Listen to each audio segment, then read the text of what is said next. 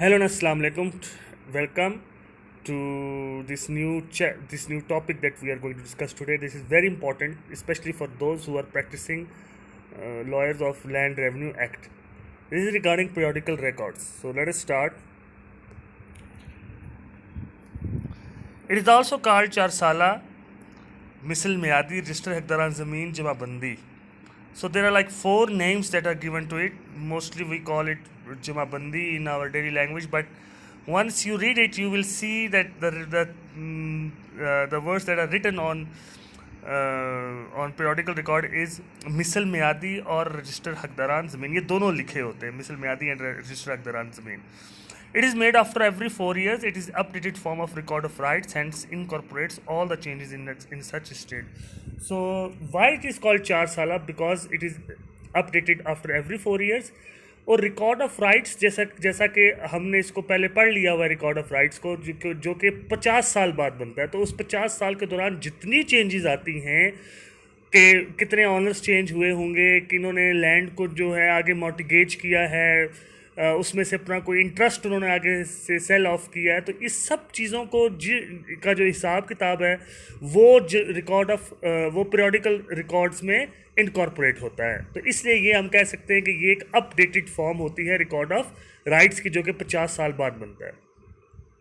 It is prepared by Patwari on the order of collector. Ultimately board of revenue is the highest authority, hence this all actually goes back to board of revenue. लेकिन इसको पटवारी, गिरदावर और उस इलाके का गिरदावर, उस तहसीलदार, उस इलाके नायब तहसीलदार, उस इलाके का तहसीलदार, मतलब ये सारे लोग इसमें इन्वॉल्व होते हैं. And we will see it how it happens. It is prepared according to section 39 subsection 2 subsection A and land revenue rules 1968.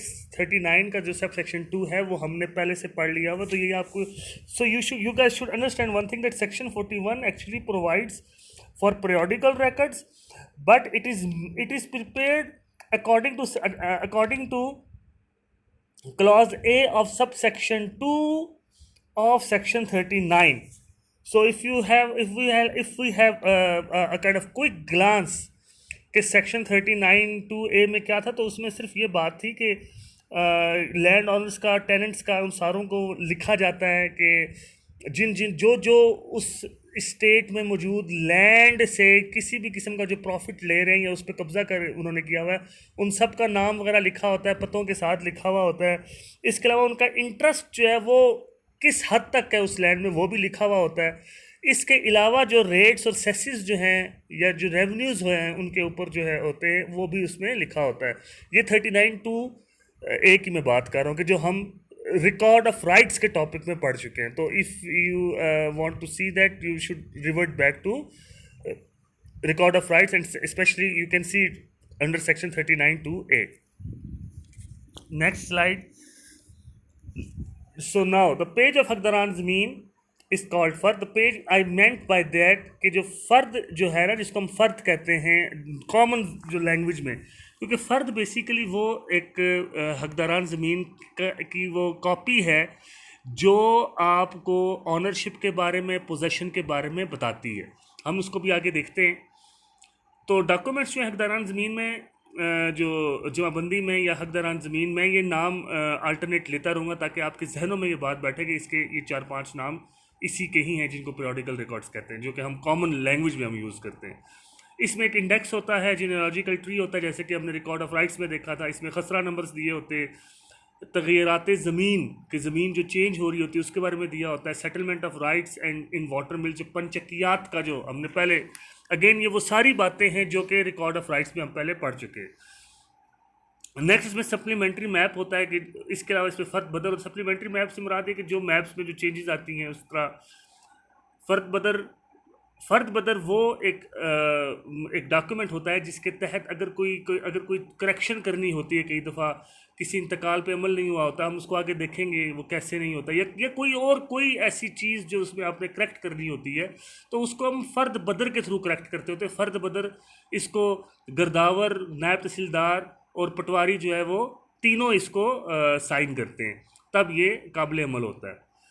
Checking and attestation notes पे कानून गो कि जब ये सारे डॉक्यूमेंट्स बन रहे होते हैं तो उसके बाद गिरदावर जो है वो उनको चेक करता है। फिर उसके बाद चेकिंग एंड अटेस्टेशन नोट्स पर रेवेन्यू ऑफिसर, जो रेवेन्यू ऑफिसर होता है वहाँ का, जो कलेक्टर है या जो वो उसको, या कलेक्टर है या कोई और जिसको कलेक्टर के इख्तियारात दिए हुए हैं, वो उसको जो चेक करता है। और उसके बाद जो फाइनल अटेस्टेशन होती है कि हाँ जब ये सब कुछ ठीक है, तो उसके बाद जो टेस्टिंग सर्टिफिकेट होता है जिसमें पता चलता है कि हाँ भाई ये अब एक दुरुस्त जमाबंदी है।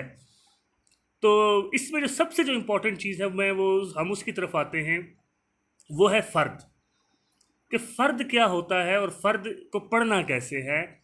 फ़र्द की काफ़ी ज़्यादा इकसाम होती हैं। फ़र्द पटवारी जारी करता है, या अगर कहीं पे जो वो हो चुका है, अगर कंप्यूटराइज सिस्टम है तो फिर आपको वो उस कंप्यूटर सेंटर में जाके लेना पड़ता है। और फ़र्द बेसिकली अगर आपने ज़मीन बेचने के लिए फ़र्द लेना हो तो उसको फ़र्द बराए बै कहेंगे। अगर आपने सिर्फ रिकॉर्ड के लिए लेना हो फ़र्द, उसको फ़र्द बराए रिकॉर्ड कहेंगे। तो इस तरह फ़र्द की बहुत सारी काइंड्स होती हैं। जिस चीज़ के लिए आप लेना चाह रहे हैं फ़र्द अगर आपने किसी की ज़मानत के लिए करना है तो फिर वो फ़र्द बराए ज़मानत होगा। किसी की जो है वो अगर मॉर्टगेज करने के लिए करना तो फ़र्द बराए मॉर्टगेज होगा। तो यानी जिस मकसद के लिए फ़र्द होता है उसको पटवारी अपने पास लिखता है कि भाई मैं इस चीज़ के लिए मैं फ़र्द जारी कर रहा हूँ। या अगर वो अगेन कंप्यूटराइज्ड हो गया, अगर वो वाला स्टेट वो सारा मौज़ा जो है वो कंप्यूटराइज्ड हो चुका है, तो फिर उसको वहाँ पे वो लिखते हैं। अब ये मैंने जो एक फ़र्द है उसकी मैंने ये कॉपी इसमें फॉर योर कंसिडरेशन मैंने इसको अपलोड किया इसमें। सो लेट अस से कि इसके ऊपर देखिए लिखा हुआ है रजिस्टर हकदारान ज़मीन मिसल मियादी। तो ये दो नाम इसके ऊपर लिखे हुए हैं, ठीक है।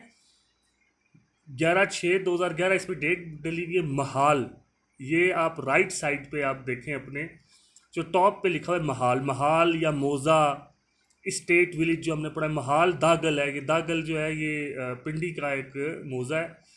तरफ या पत्ती ये फैमिली को ज़ाहिर करता है, तो ये इतना इंपॉर्टेंट नहीं होता। तहसील और ज़िला रावलपिंडी 2008-9 का ये निकला हुआ है।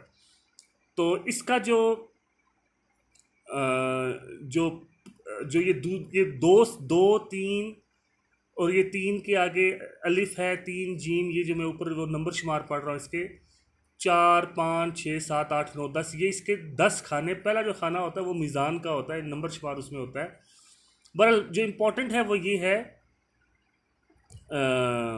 जो पहला खाना है, सॉरी उसमें जो दिया होता है वो इसमें अब नज़र नहीं आ रहा, वो बेसिकली होता है खेवट नंबर। जो कॉलम नंबर 1 में होता है वो होता है खेवट नंबर। खेवट नंबर शो करता है हु इज़ दी ऑनर, ठीक हो गया। और उसके बाद जो है वो शो करता है काश्तकार, जिसको खतूनी नंबर कहते हैं, नंबर खतूनी, वो काश्तकार इसमें 77 वो दिया हुआ है, ठीक है। तो आगे जो नाम मालिक हैं वो ज़हीर अहमद वल नियाज़ अहमद साकन ढोक जिलानी बाराकऊ का वो आदमी है, उसके 16 हिस्से हैं। और मोहम्मद ज़मान वल्द ख़ान उसके 4 हिस्से हैं। और ये आगे मालिकान लिखा हुआ है 20/375 एक कनाल 100, ये एक कनाल गुजर कर 20/375 क्या है ये मैं आपको बताता हूँ। मैं सिर्फ बताने का आपका मकसद ये कि देखिए जो कॉलम नंबर 1 है वो इसमें जाहिर नहीं हो रहा। वो कॉलम नंबर 1 जो है वो खेवट नंबर होता है जिसमें मालिक का जिक्र होता है, मालिक का जो नंबर अलॉट हुआ होता है। खतूनी नंबर वो नंबर होता है जो कि कल्टीवेटर को अलॉट हुआ होता है, ये कॉलम नंबर 2 में लिखा हुआ है। कॉलम नंबर 3 में जो मालिक जो है उसका अहवाल, उसका ख़ानदान, कौम और सुकूनत सारी दी होती है, जैसे ज़हीर अहमद वगैरह दिया हुआ है इसमें। इसके ऊपर एक और इन्होंने लिखा हुआ है वो है बहवाला तबादला 7989 तबादला।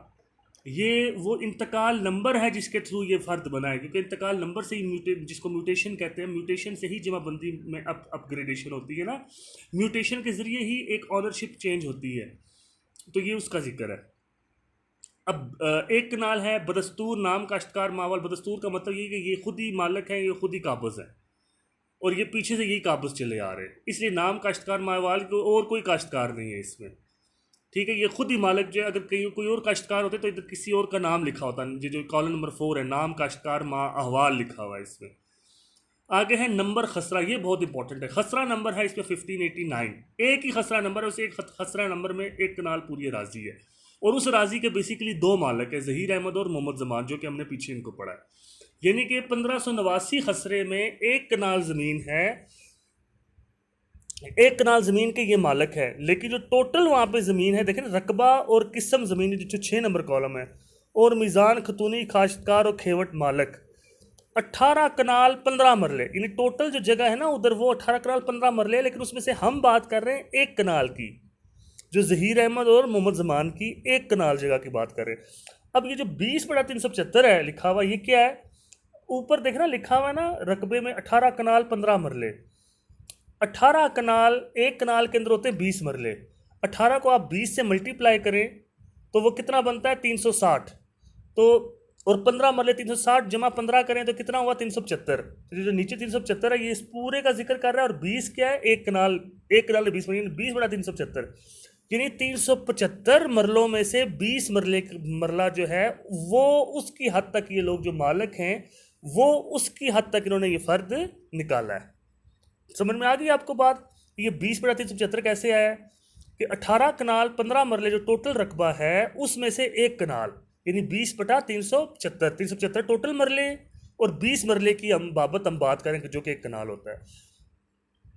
एक बात आपने याद रखनी कि यहाँ पे तो ज़मीन चूँकि एक कनाल है, अगर फ़र्ज़ की ज़मीन होती ना मरलों में, ठीक है, तो फिर ये बातें जाती हैं फुटों में। तो आपने कई दफ़ा देखा होगा कि जो बटों में हज़ार का वो अदद आया होता है, तो उसका मतलब ये कि उन्होंने मरले को फीट में चेंज किया, क्योंकि एक मरले में 272 फीट होते हैं, मुरब्बा फीट के 252 है। अगर वहाँ पे वो अगर शहरों के अंदर अक्सर जिस तरह इस्लामाबाद में 252 है या सोसाइटीज़ में 252 चलता है, अब कहीं पे ये सरसाइयों में लेके आते हैं, कहीं पे उस पर लेके आते हैं। तो बहरहाल यहाँ पे हम इसकी बात करें just to give you an idea कि 18 कनाल 15 मरले में से एक कनाल जो सिर्फ लीजिएगा, एक कनाल सिर्फ 20/375, 20/375। उसके आगे जो कॉलम नंबर 7 है वो है वसाइल आबपाशी के। अगर वहाँ पे कोई वसाइल किस तरीके से आबपाशी की जाती है, तो इन्होंने लिखा हुआ है बंजर कदीम। बंजर कदीम का मतलब वो वाली ज़मीन होती है जो हमने पहले पढ़ा है। बंजर कदीम वो ज़मीन होती है जो 4 सालों से जिसके ऊपर कोई हार्वेस्टिंग ना हुई हो, यानी एक साल में 2 सीजन्स होते हैं ना, खरीफ और रबी। तो खरीफ और रबी यानी दोनों सीजन्स 4, यानी कि 4 × 2 = 8, meaning thereby for 8 seasons there has been no harvesting there. इसका मतलब ये भी कि वहाँ पे हार्वेस्टिंग हो सकती थी लेकिन वहाँ पे की नहीं गई, इसलिए वो बंजर कदीम है। पिछले 4 सालों से वहाँ पे हार्वेस्टिंग नहीं है। लगान जो काश्तकार अदा कर रहा हो, ये भी चूँकि ज़मीन ऐसी है इसलिए इसका कोई लगान वो नहीं जा रहा। रकबा हाजा देहाती है, फ़र्द बगर्ज बै। अब देखें ना इसमें कैफियत के क्यों ये दिया जा रहा है, ये क्यों फ़र्द दिया जा रहा है? फ़र्द रकबा हाजा देहाती है, फ़र्द बगर्ज बै जारी हुआ है।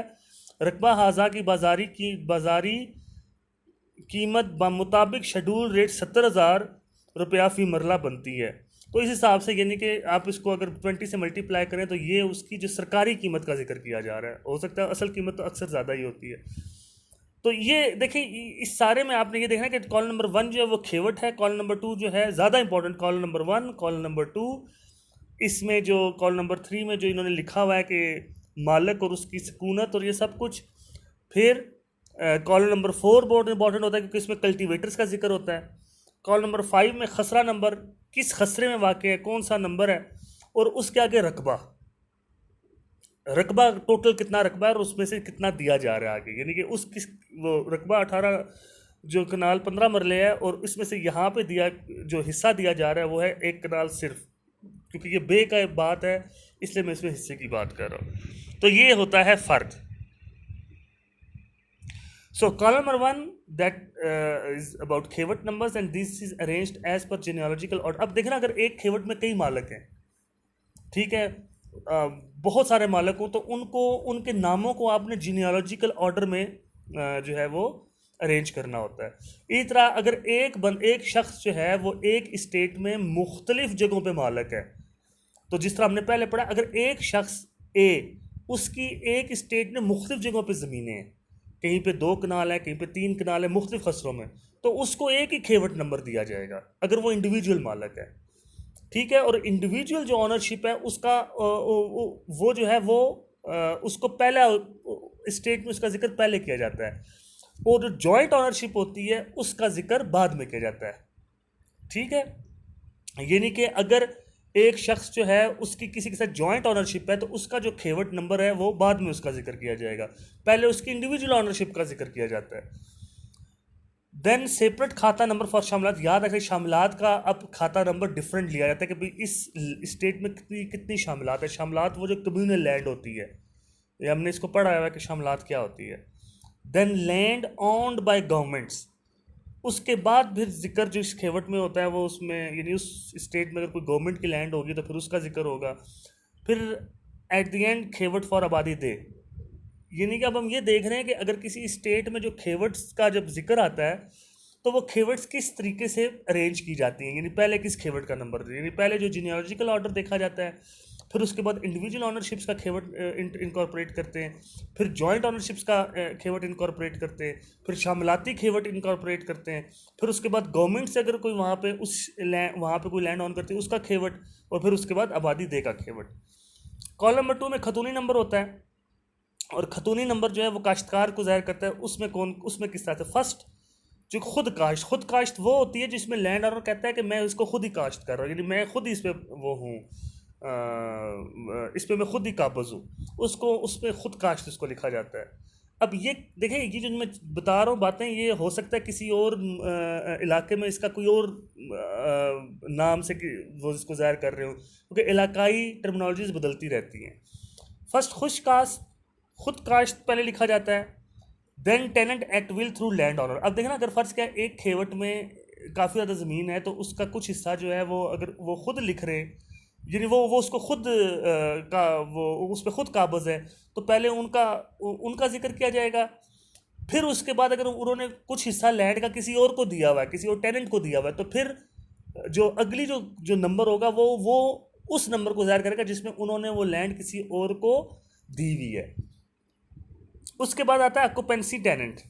अब इसी तरह ऑक्यूपेंसी टेनेंट वो टेनेंट होता है कि जिसका एडवर्स पोजेशन हो, जो एक ज़मीन के ऊपर बैठा हुआ है बरसों से और कहता है नहीं जी ज़मीन खाना काश्त में उसका नाम चलता आ रहा है, खाना मलकियत में उसका नाम नहीं है, तो उसको हम ऑक्यूपेंसी टेनेंट कहते हैं।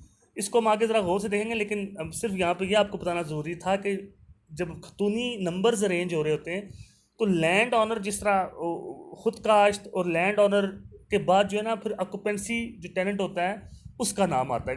ये वो होता है जिसका खाना मलकियत में नाम नहीं होता, सिर्फ खाना काश्त में उसका नाम होता है। और हो सकता है वो खाना काश्त में खुद मौजूद पोजेसर हो और उसने आगे किसी को और सबलेट की हो।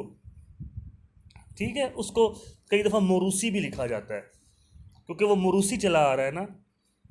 इन case of several tenancy under one landlord then alphabetic order is followed. Alphabetical order का मतलब इस तरह से कि अगर एक लैंडलॉर्ड है उसके नीचे काफ़ी ज़्यादा टेनेंट्स हैं, यानी एक ही खेवट है उसके अंदर कई खतूनियाँ हैं, तो फिर वो अल्फ़ाबेटिकली जो है जिस तरह से नाम आ रहा है उस हिसाब से उसको लिखा जाता है।